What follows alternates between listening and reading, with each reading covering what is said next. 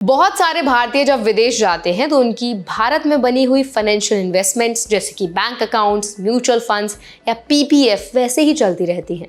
लेकिन जब उनका रेजिडेंशियल स्टेटस बदल जाता है तो नियम भी बदल जाते हैं। जैसे फॉर एग्जांपल एक बहुत इंपॉर्टेंट सवाल है कि अगर कोई माता पिता अपनी बेटी के पीपीएफ फंड में पैसे डाल सकते हैं अगर वो अब एनआरआई बन चुकी है और विदेश में रहती है। तो आइए आज इस सवाल का जवाब आप तक पहुंचाते हैं। वीडियो को शुरू कर देते हैं। हाय, मेरा नाम है वर्षा दुबे एंड आप देख रहे हैं एनबीटी टेक एड। तो मान लीजिए आपकी बेटी ने 2016 में भारत में एक पीपीएफ अकाउंट खोला था और अब 2025 में शादी के बाद वो कनाडा में सेटल हो गई। अब सवाल यह है कि क्या आप उसके पीपीएफ अकाउंट में हर साल 2.5 लाख रुपए डाल सकते हैं ताकि अकाउंट चालू रहे, या फिर उसे बंद करना पड़ेगा। सबसे पहले समझिए कि पीपीएफ यानी कि पब्लिक प्रोविडेंट फंड स्कीम के तहत कोई भी व्यक्ति जो नॉन रेजिडेंट इंडियन यानी कि एनआरआई बन जाता है नया पीपीएफ अकाउंट नहीं खोल सकता। लेकिन अगर उसने ये अकाउंट भारत में रहते हुए यानी रेजिडेंट रहते हुए खोला था तो वो अकाउंट चलता रहेगा। एनआरआई अपने पुराने पीपीएफ अकाउंट में 15 साल की मैच्योरिटी तक पैसे डाल सकते हैं, लेकिन उसे एक्सटेंड नहीं कर सकते।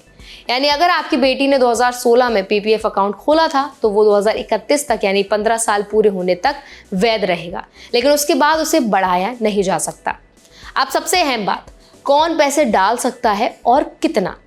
तो पीपीएफ नियमों के मुताबिक कोई भी व्यक्ति अपने और अपने बच्चों के पीपीएफ अकाउंट को मिलाकर साल में कुल 1.5 लाख रुपए से ज़्यादा जमा नहीं कर सकता।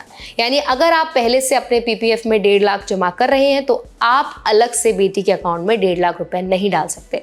लेकिन अगर आप चाहते हैं कि उसका अकाउंट एक्टिव रहे तो सिर्फ 500 रुपये सालाना जमा करना बहुत इनफ है। इसीलिए बेहतर होगा कि आप उसे वो पैसा गिफ्ट के तौर पर दें और वो अपने बैंक अकाउंट में खुद से पीपीएफ में डिपॉजिट करें। कई लोग ये सोचते हैं कि बेटी के पीपीएफ में पैसे डालने से उन्हें एक्स्ट्रा टैक्स बेनिफिट मिलेगा, लेकिन ऐसा नहीं है। अगर आप पहले से अपने पीपीएफ अकाउंट में 1.5 लाख रुपए डाल रहे हैं तो सेक्शन 80C के तहत आपको इससे ज़्यादा टैक्स बेनिफिट नहीं मिलेगा। यानी बेटी के अकाउंट में पैसे डालने से एक्स्ट्रा डिडक्शन नहीं मिलेगी। जब बेटी का पीपीएफ अकाउंट मैच्योर होगा तो उसका पैसा सीधे उसके एनआरओ अकाउंट में ट्रांसफ़र किया जाएगा। ध्यान रहे, ये पैसा नॉन रेपेट्रिएबल होता है, मतलब इसे सीधे विदेश नहीं भेजा जा सकता, लेकिन वो अपने एनआरओ अकाउंट से हर साल $10 लाख तक रेमिट कर सकती है, बशर्ते उस पर टैक्स दे दिया गया हो।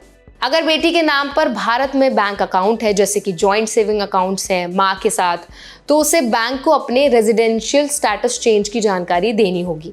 बैंक उसके अकाउंट को एनआरओ अकाउंट में बदल देगा, लेकिन इसके लिए उसे फर्स्ट होल्डर से सेकेंड होल्डर बनने की ज़रूरत नहीं है। यानी वो पहले की तरह अकाउंट की प्राइमरी होल्डर बनी रह सकती है। कई माता पिता अनजाने में अपनी एनआरआई संतान के पीपीएफ अकाउंट में हर साल पैसे डालते रहते हैं बिना ये जाने कि एफईएमए रूल्स का उल्लंघन भी हो सकता है। ऐसे में ना सिर्फ टैक्स इम्प्लीकेशंस बढ़ जाते हैं बल्कि अकाउंट इनवैलिड भी घोषित किया जा सकता है। इसीलिए अगर आपकी बेटी या बेटा विदेश में सेटल हो चुके हैं तो पहले उसकी रेजिडेंसी स्टेटस अपडेट करवाएं और उसके पीपीएफ बैंक और इन्वेस्टमेंट अकाउंट्स को सही कैटेगरी में कन्वर्ट करें। अगर किसी भी वजह से आप या आपकी बेटी अब उसमें योगदान नहीं करना चाहते तो प्री मैच्योर क्लोजर केवल तभी पॉसिबल है जब एनआरआई बन चुके बेटी खुद आवेदन करे और उसने अपनी एनआरआई स्थिति बैंक और पीपीएफ ऑफिस को लिखित में बताई हो। लेकिन ध्यान रहे, प्री मैच्योर क्लोजर पर जो इंटरेस्ट है उसका रेट बहुत कम मिलता है, इसीलिए अकाउंट को मैच्योरिटी तक चलने देना ज़्यादा समझदारी भरा कदम है।